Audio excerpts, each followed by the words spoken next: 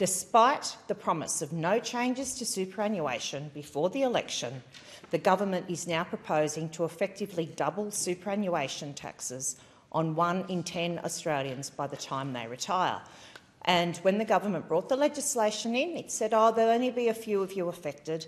That is not true, because the government has failed to index the taxation threshold, which means at the moment the average 25-year-old in Australia will be paying this tax, double the tax that is currently being paid on superannuation balances over $3 million.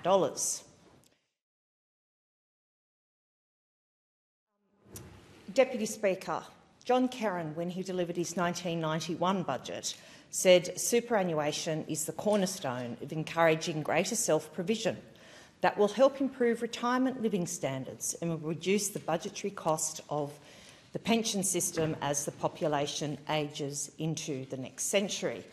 So I do rise to speak, Deputy Speaker, on this motion brought by the honourable member for Groom, which concerns the way that the Albanese Labor government is now taxing superannuation, bringing in taxes that were not announced or discussed during the budget, and that will, during the election period, and that will particularly affect younger Australians.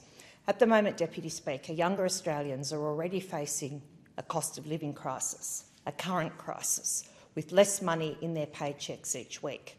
Now this government is going to ensure they have less money into the future as well, because this government is now increasing taxes on our superannuation.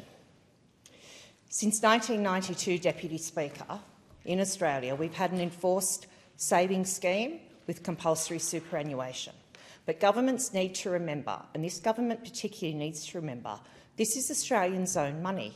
It is Australia's money to deliver quality of life in retirement, not a piggy bank for governments to tax and spend.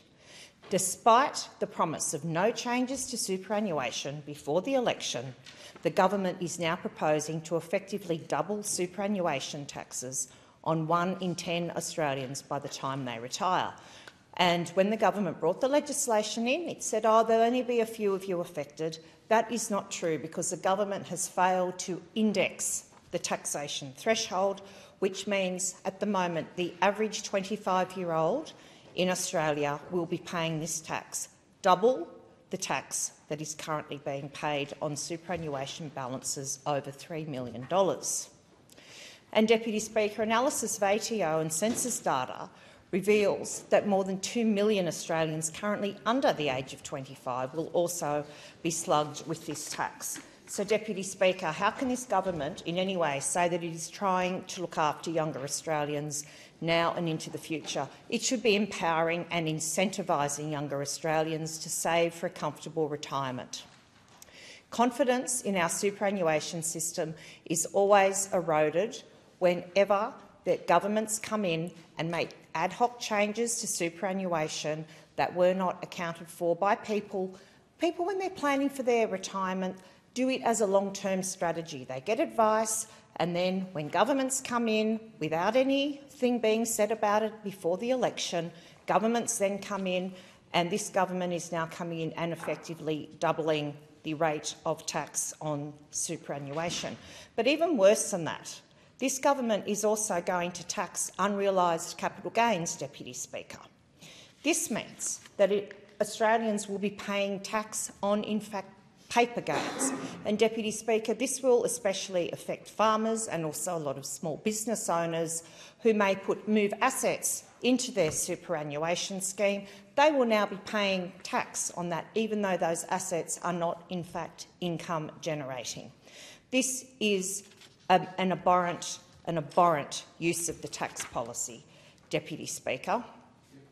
Taxation of unrealised gains is particularly unfair to those people, to people such as farmers and small business owners. And, Deputy Speaker, if we look, for example, at what Mr Peter Burgess said of the SMSF Association, taxing unrealised capital gains is a tax on market movements and changes in asset values, not on income. So this government, in bringing in this tax, is in fact going against all of the usual principles that undermine the way that taxes should be imposed. And while we're on superannuation, I've previously spoken about the links between superannuation funds and the union movement.